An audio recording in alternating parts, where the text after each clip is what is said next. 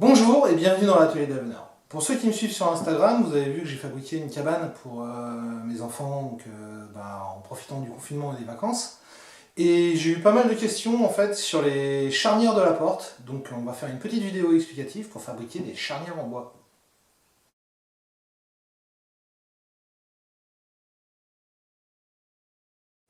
Bon, pour faire des charnières, on va utiliser deux morceaux de bois donc, qui font 6 60 mm sur 100 mm pour une épaisseur de 25. Ce qui va se passer, c'est qu'on va tracer les centres pour pouvoir ensuite faire une coupe en diagonale à 30 degrés. Donc,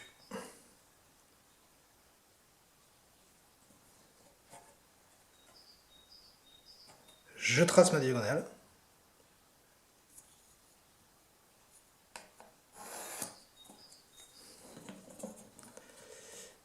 Et la deuxième pour trouver le centre.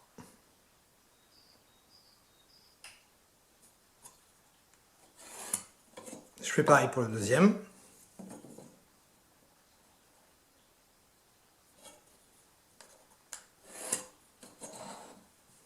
Donc vous n'êtes pas obligé de tracer sur l'intégralité de la pièce. L'important c'est de trouver le centre pour pouvoir ensuite, sur la scie onglet, donc là, voilà, tiens, ici je le fais comme ça. Et donc pour que sur la scie onglet, on puisse tracer effectivement la coupe en plein milieu. J'ai placé une cale sur le côté, ça va éviter que la pièce parte dans tous les sens, parce qu'on travaille quand même avec un petit morceau là, donc pour la sécurité, je pense que c'est quand même un peu mieux. Sur mon modèle, il y a un laser, donc c'est vrai que c'est quand même bien pratique, et puis il est bien réglé, donc tout va bien. Mais si vous n'avez pas de laser, positionnez votre lame pour que le milieu de la lame arrive pile poil sur le centre. L'idée, c'est de créer deux pièces identiques pour ensuite avoir les deux parties de la charnière.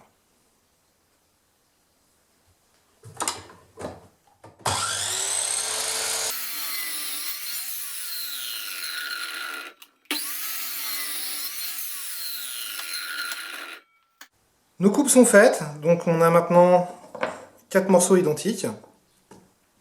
Ce qu'on va faire, c'est qu'on va tracer un centre pour pouvoir ensuite percer l'axe de la charnière. Donc là, ce qu'on va faire, on va utiliser du tourouillon de vin pour faire l'axe. Donc je reporte 20 ici, je reporte 20 ici, et avec une équerre ensuite,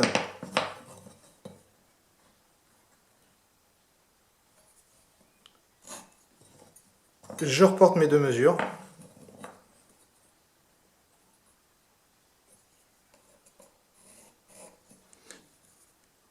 Qui vont me donner mon centre.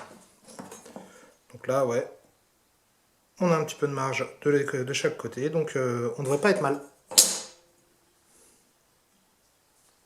Là, j'utilise ma perceuse à colonne et j'ai en fait calé une équerre avec un serre-joint qui va me servir de gabarit pour le perçage. J'ai au-dessus la jauge de profondeur que j'ai réglée donc, pour une profondeur d'1 centimètre, ce qui devrait largement suffire. Si vous n'avez pas de cale, n'hésitez pas à prendre les mesures sur tous les morceaux. Mais moi, là, effectivement, ça va m'éviter de refaire tous les traçages.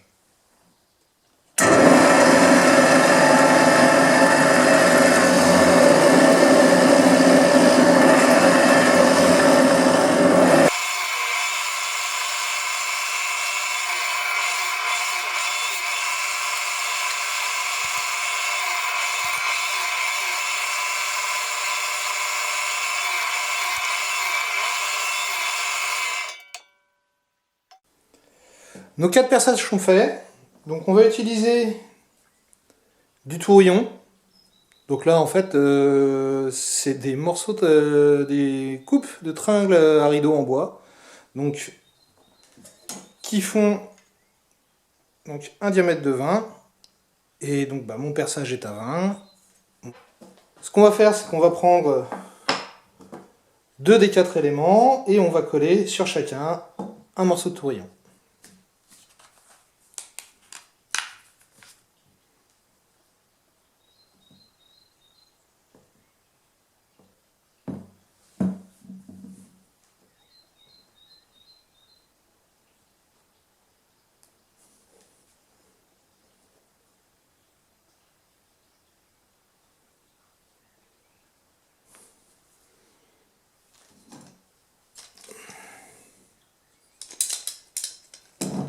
on pense bien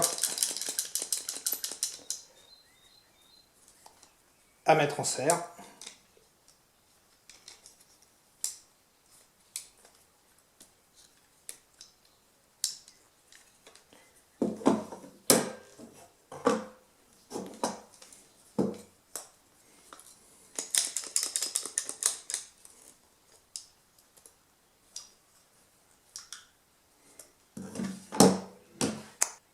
Et on revient dans 2 heures pour continuer.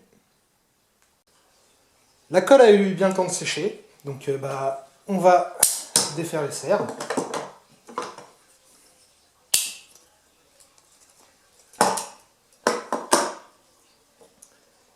Et là, en l'état, on a déjà notre système de charnière qui est prêt.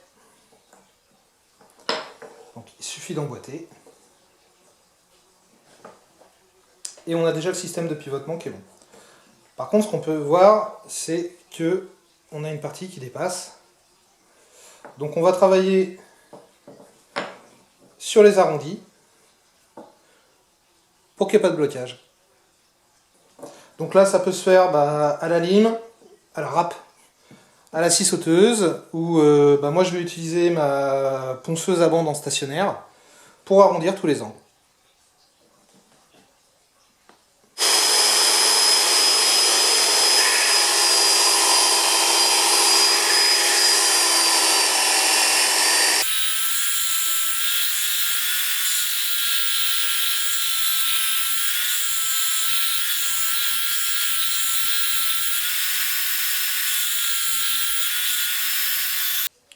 Voilà, nos pièces sont terminées, donc on n'a plus qu'à appliquer la finition de son choix.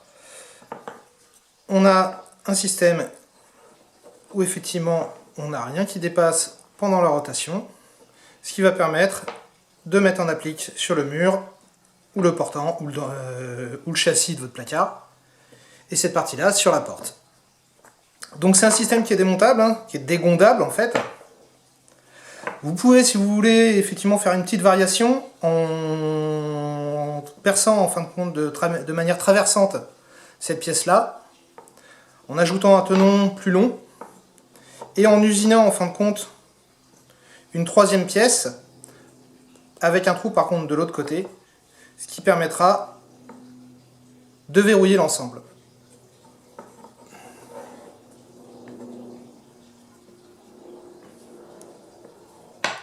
Et voilà.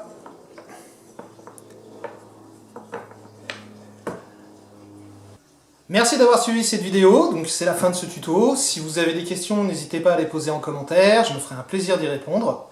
Si le format vous a plu et que vous aimeriez voir d'autres tutos et d'autres astuces sur le bricolage, la rénovation de meubles ou tout ce qui a trait à l'atelier, n'hésitez pas à me le mettre en commentaire, je me ferai un plaisir de lire tout ça et de pouvoir répondre à vos attentes.